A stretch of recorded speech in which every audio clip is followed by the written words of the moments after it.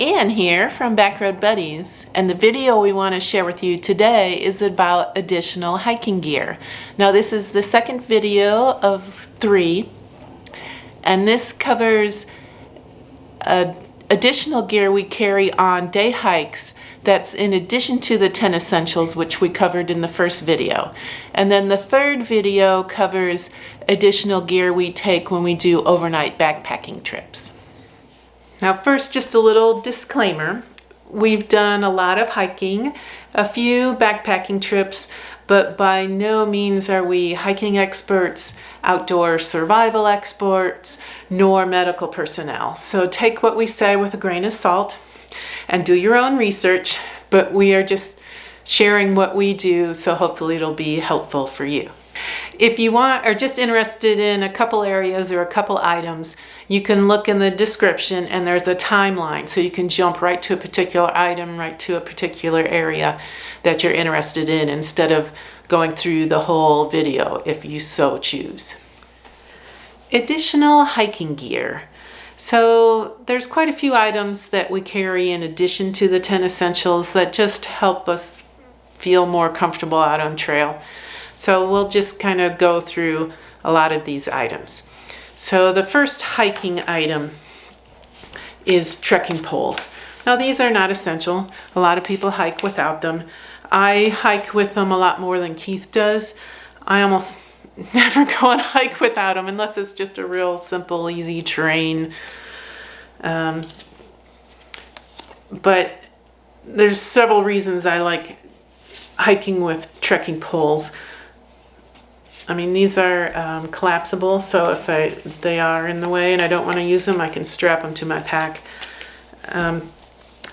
But they, for one, most importantly, help with balance on rough terrain. So it helps prevent falling. And we're not getting any younger, and it takes longer and longer for us to heal. So falling is not a good thing for us. Especially in water crossings where you've got slippery rocks and you're trying to balance, taking on some stepping stones or whatever. So it's great for helping keep your balance. The other thing is on steep trails, trekking poles help take the pressure off your hips and knees, which for us old people, that's a good thing. And it also kind of gives your arms a workout in addition to your legs by taking some of that pressure off your legs and using your arms more. So it's a more full body workout.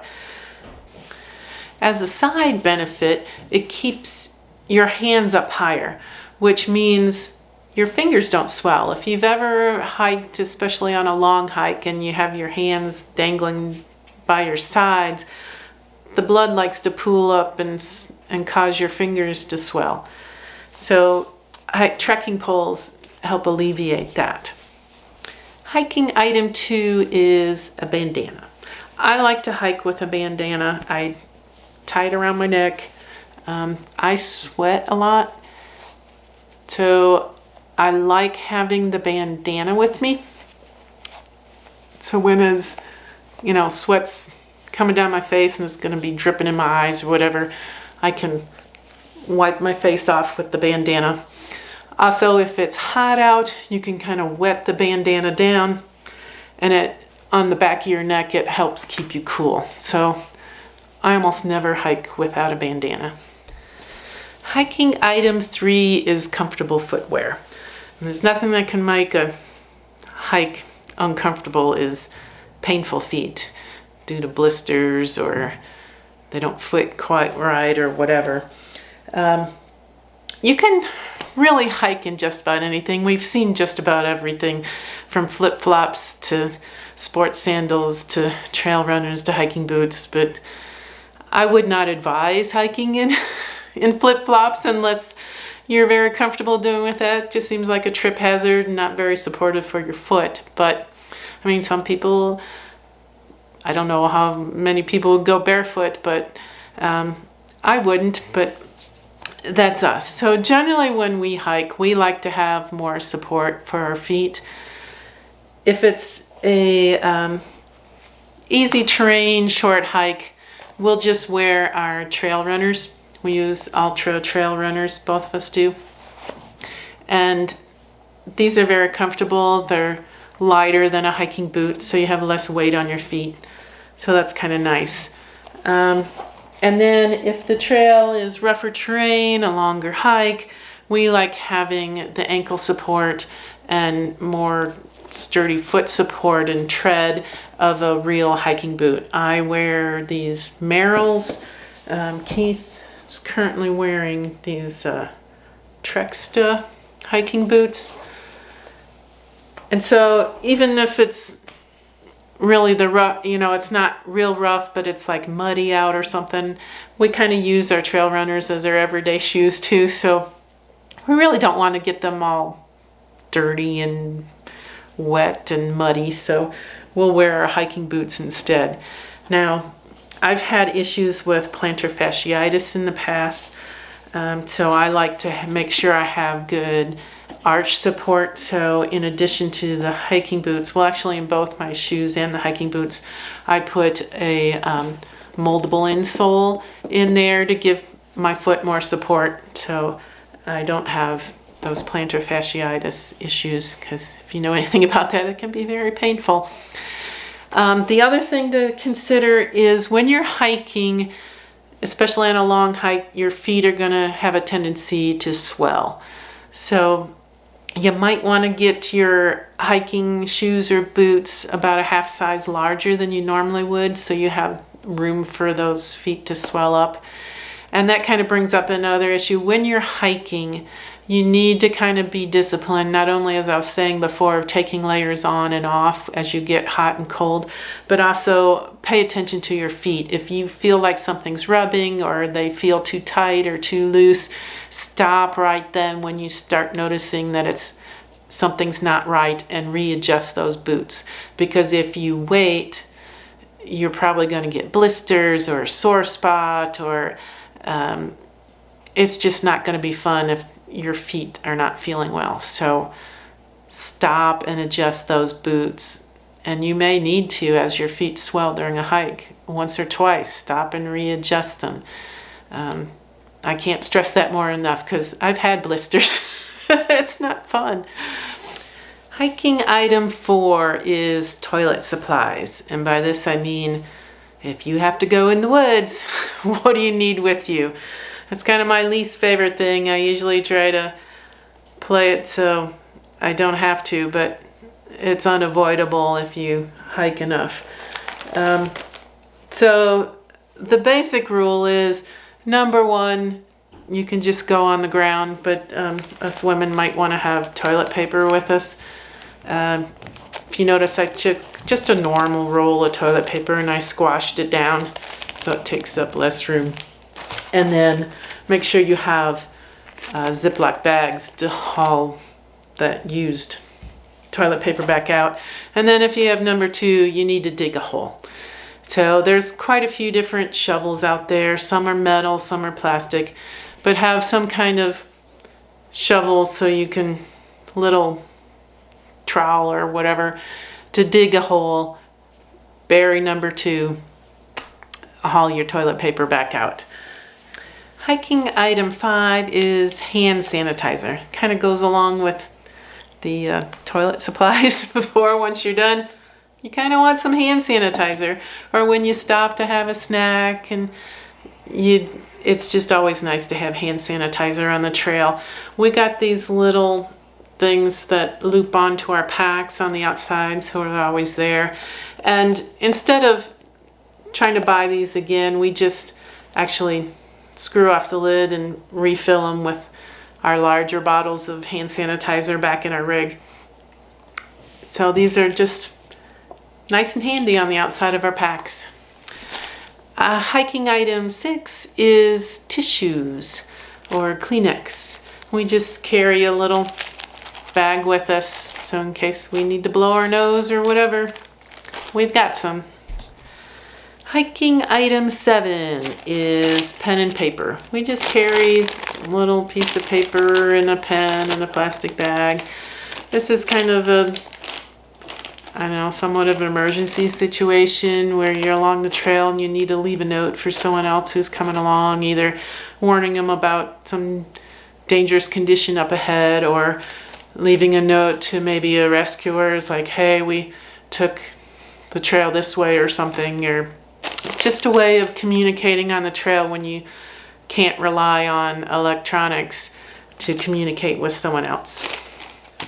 Hiking item 8 is insect protection.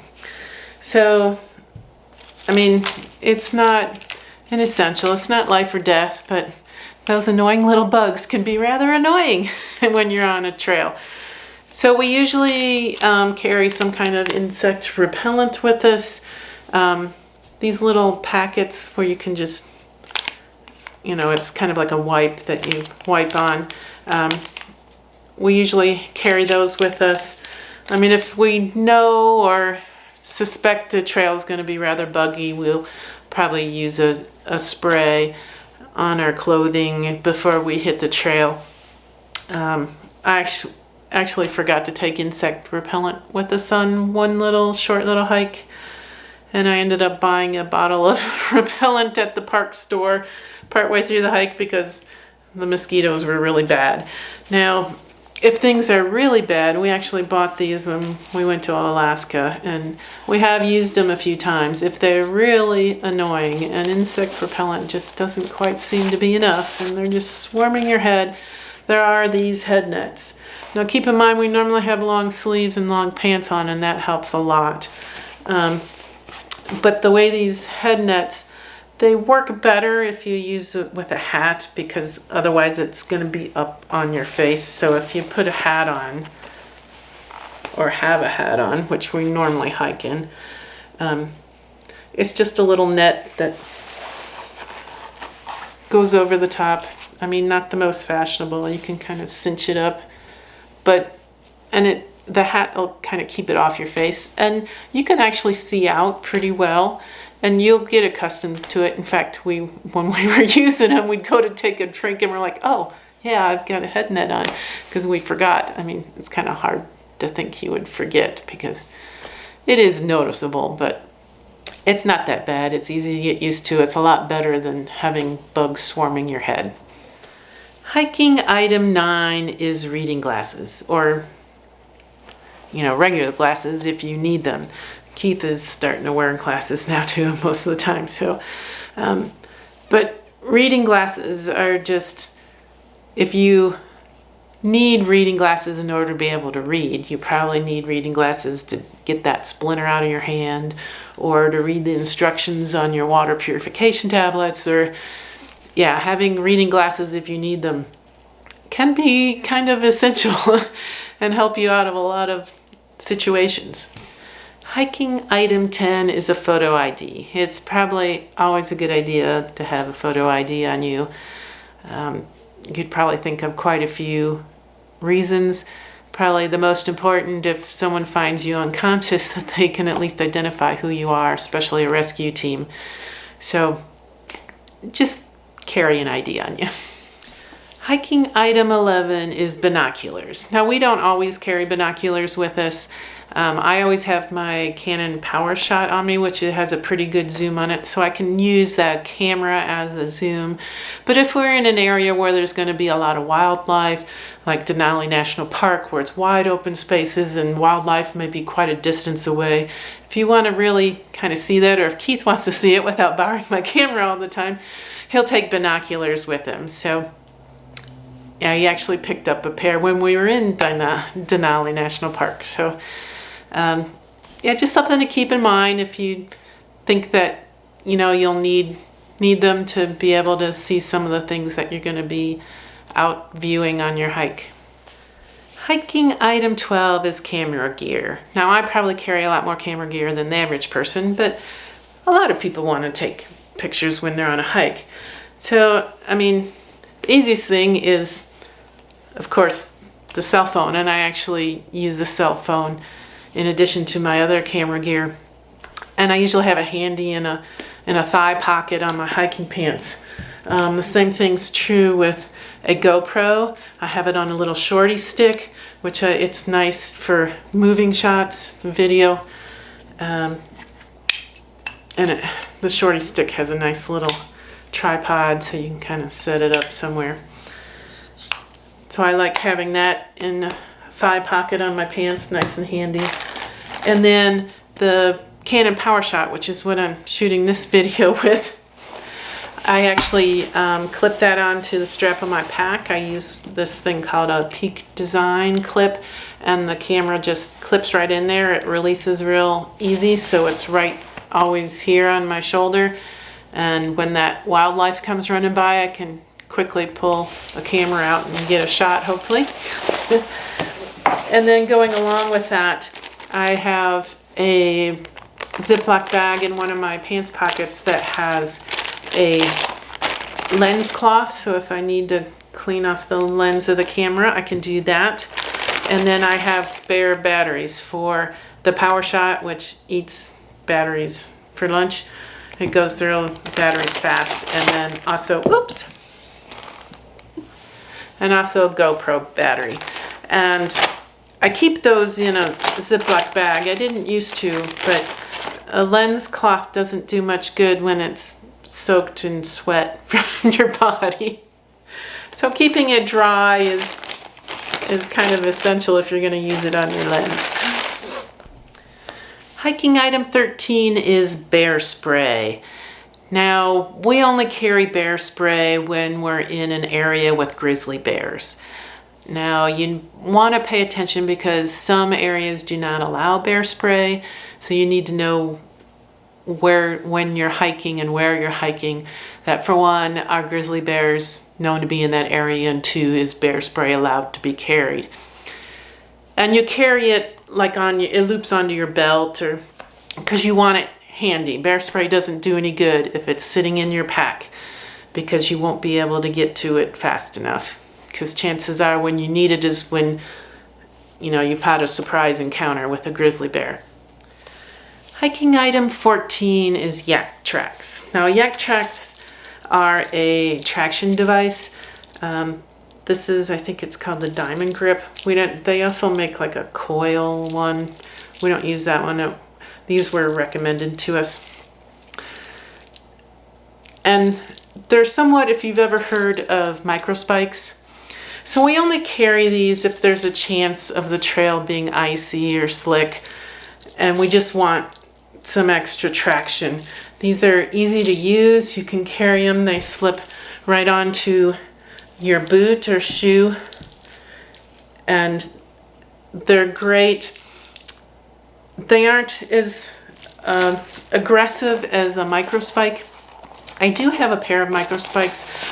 I don't normally carry them with me.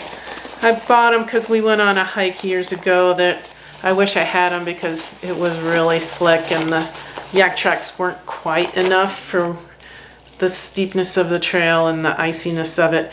So this is kind of what a micro spike looks like. It's got a little more aggressive let's see if you can see that. But it's the same kind of deal. It slips on over your boot or shoe. But if you're wearing micro spikes and you go from an icy area to a rocky area, it's gonna slip a little bit on rocks, where the Diamond Grip Yaktrax will still give you enough traction on a slick rock in addition to ice. So you don't have to take them on and off quite as often as you would a micro spike. And micro spike is really for some serious hiking on ice, which generally, if conditions are that bad, we're not going hiking. So the Yaktrax really suit our purposes pretty well. Thanks for watching. If you want more details, look in the description below for a link to our related blog posts, so check that out. And if you haven't already, please subscribe. We'd really appreciate it. Ta-ta for now.